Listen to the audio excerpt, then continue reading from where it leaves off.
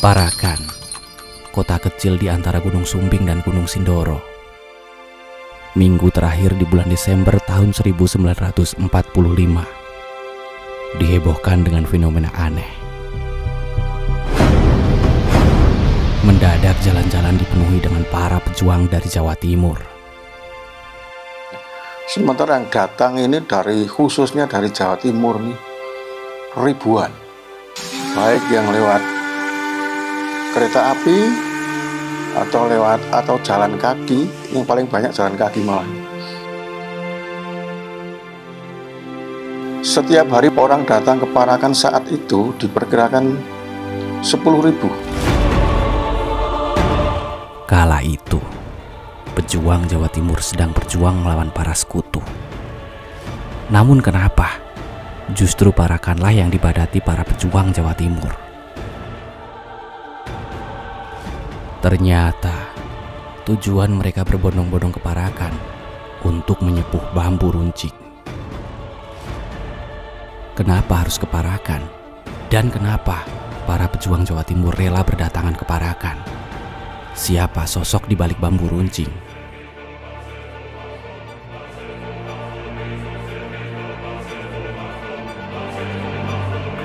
Ya, Mbah Kyai Sugih itu salah satu tokoh utama perjuangan bambu runcing Parakan.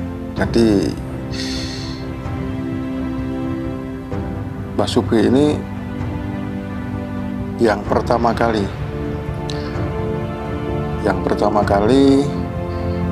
istilahnya memulai perjuangan bambu runcing di Mbah Sugih. Kemudian Mbah Sugih dibantu oleh beberapa kiai gitu. Dari Mbah Abdul Wahab, mbahnya Mbah Beki, itu datang ke Parakan, masih digendong waktu itu kira-kira umur 5 tahun, 4 tahun. Terus masuk Parakan, terus setelah remaja pesantren di daerah Surabaya. Kyai Haji Subuki lahir di Parakan, Temanggung, Jawa Tengah, sekitar tahun 1850. Waktu kecil itu namanya Mbah Beki itu namanya Benjin. Kenapa kok Benjin? Itu ada yang mengatakan cerita itu orang Parakan itu mengenal, orang kuno itu mengenal kalau minyak untuk mobil itu bensin. Ya, namanya Jawa dinamakan Somowardoyo, nama Jawa. Setelah kawin namanya itu Mbah Beki, Subuki. Itu tafaul dengan Imam Subuki, bukan Subuki tapi Subuki. Pesantren yang kedua itu di daerah Punduh, sebelah selatan Magelang. Di pesantren Punduh itu tidak lama, hanya sekitar 7 bulan, terus pindah di pesantren Al-Kahfi Kebumen Somolangu. Di sana sampai dewasa.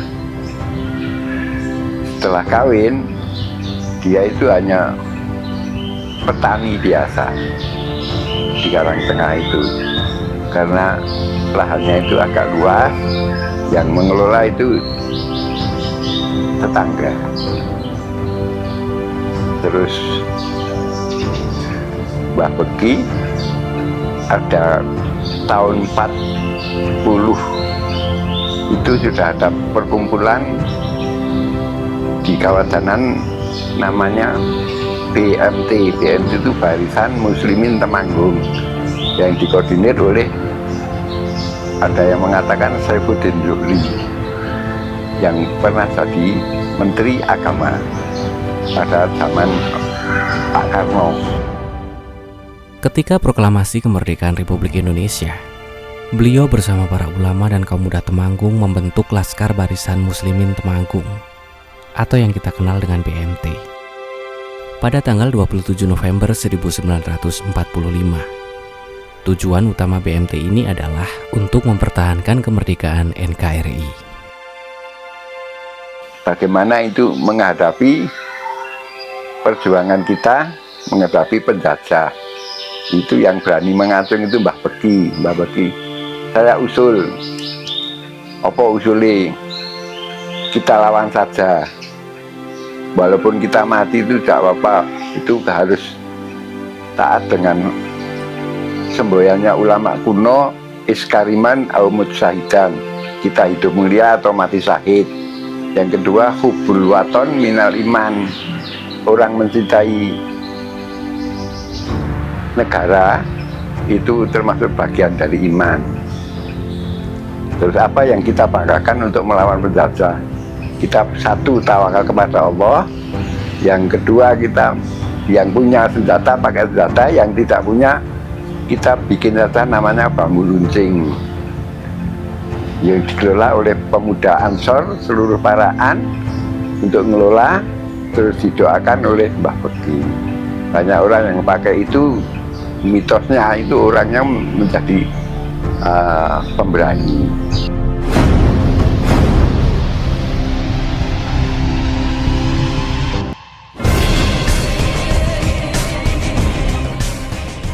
Atas kehendak Allah Subhanahu wa Ta'ala, para pejuang kemerdekaan yang berperang menggunakan bambu runcing untuk melawan penjajah terbukti ampuh, sehingga dapat mengalahkan Belanda dan para sekutunya yang menggunakan senjata lebih canggih.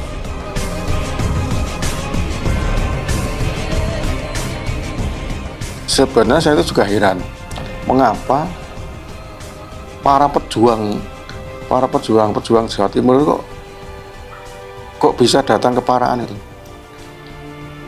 Dari Jombang, Kediri, Mojokerto, Malang, Nganjuk, Tulungagung, Trenggalek, Surabaya sendiri.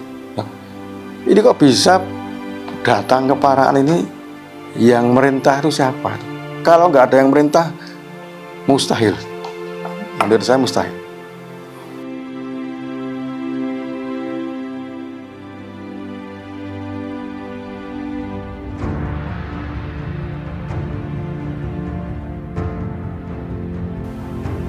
Nah, setelah saya telusuri ternyata begini. Mbah Subki sama Mbah Hasyim Asy'ari itu pernah satu pondok pesantren di pesantren Somolangu Kebumen. Lah di pesantren itu Mbah Subki sudah sedikit masyhur, punya hal-hal yang aneh seperti bisa menyembuhkan teman-temannya yang sakit, itu seperti itu. Sudah ada keanehan lah, ada karomah. Waktu di pondok itu sudah begitu. Bahas macam itu Mbah Hasyim Asy'ari tahu, satu pondok tahu. Itu Mbah Hasyim mulai tertarik dengan Mbah Subki di situ, awal mulanya itu.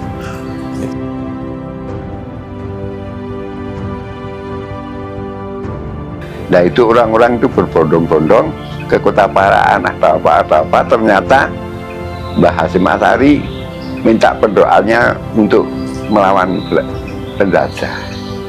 Kenapa kok saya itu tidak bisa apa-apa? Kata Mbah Beki, yang penting Mbah berdoa saja, biar berkah gitu aja.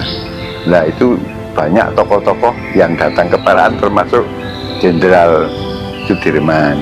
Itu dari Purwokerto mau berangkat ke Ambarawa saja minta restu dengan Mbah Beki.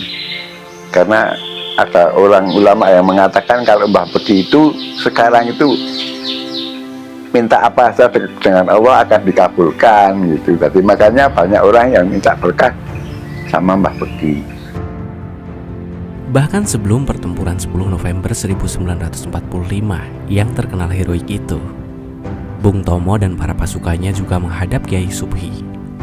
Tak hanya Bung Tomo, ada juga Kiai Haji Abdul Wahid Hasyim, Kiai Haji Ainul Arifin, Kiai Haji Masyur, dan Kiai Haji Saifuddin Yuhri. Serta menjelang pertempuran Ambarawa bulan Desember 1945, Panglima Divisi 5 TKR yaitu Kolonel Sudirman dan pasukannya juga sempat sowan dan minta barokah doa kepada Kiai Subhi. Nah, kalau kemudian pada tahun 1945 pasca kemerdekaan menjelang perang 10 November, kemudian banyak rakyat Jawa Timur, pejuang Jawa Timur datang ke Parakan ini. Dugaan saya sangat kuat. Ini pasti Mbah Hasyim Asy'ari yang perintah. Karena apa? Karena saat itu ketika kan berhadapan dengan sekutu itu,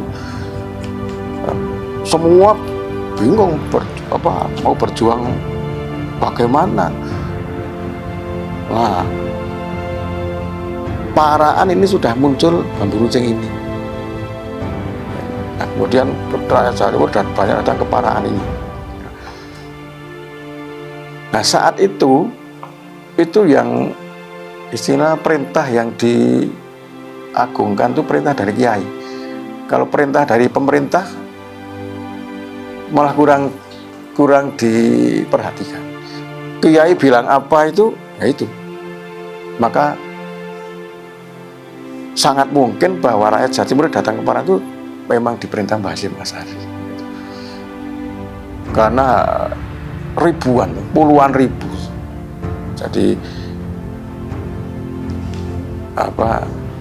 nggak mungkin mereka itu datang dengan inisiatif sendiri, kan nggak mungkin. Pasti ada yang nyuruh. Nah itu.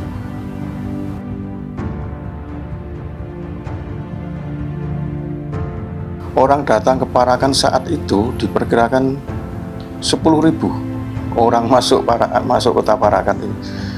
Semua minta disepuh bambu runcingnya. Nah, ini kan tidak mungkin ini. Sehingga Mbah Supri minta bantuan pada kiai-kiai yang lain. Nah, jadi bambu runcing itu ada 2 tahap. Tahap pertama itu penyepuhnya Mbah Supri pribadi, kemudian dibantu para kiai-kiai pendampingnya. Nah, setelah karena banyaknya pendatang, sehingga Mbah Supri menyerahkan penyepuhan itu pada kiai-kiai yang ada di Parakan ini. Nah, itu banyak kiai-kiai itu nanti yang kemudian kiai-kiai itu ikut nyepuh bambu runcing. Itu merupakan penyepuhan tahap kedua. Jadi tahap pertama Mbah Supri, tahap kedua banyak kiai. Nah, siapa saja di antara para kiai itu ada Kiai Ali. Nah, ini menyepuh dengan sedikit menambahi istilahnya itu Banyuwani.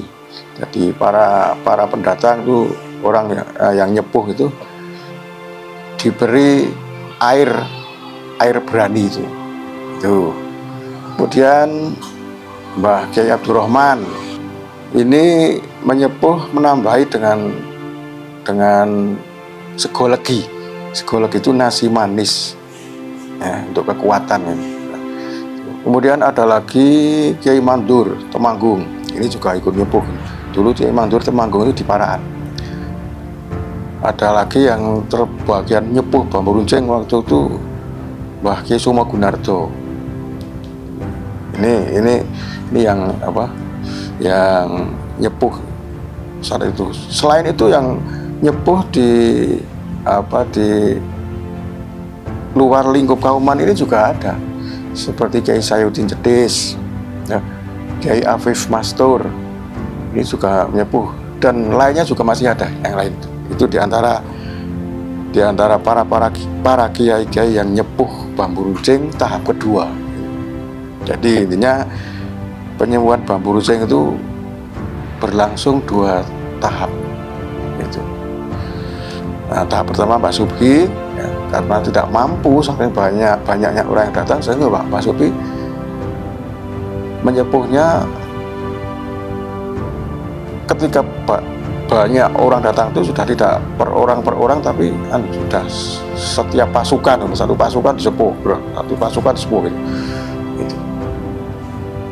Karena sudah saking banyaknya. Jadi penyepuhan tahap kedua itu bukan berarti Mbah Supri tidak menyepuh, itu bukan, tetap masih menyepuh di situ, cuman sifatnya sudah enggak perorangan itu. Ya, sudah secara gelombang datang sepuh.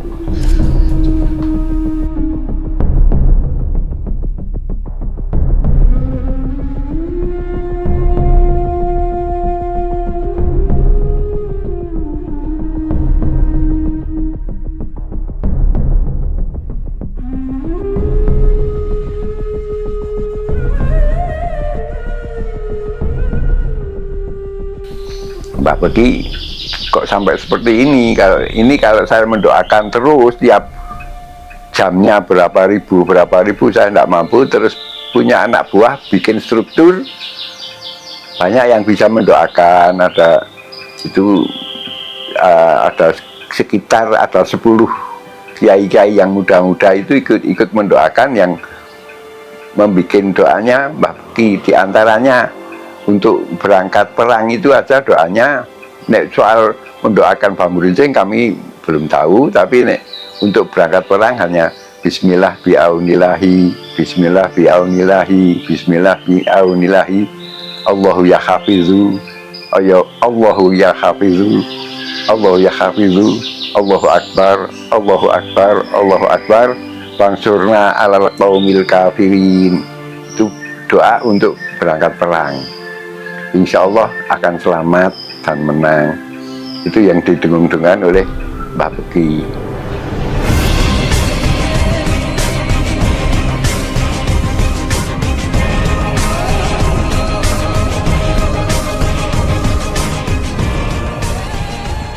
Kiai Subhi wafat pada tanggal 6 April 1959 di usia 100 tahun. Namun sayang sekali, saat tim kami bertanya kepada narasumber, ternyata Kiai Subhi belum diangkat menjadi pahlawan nasional.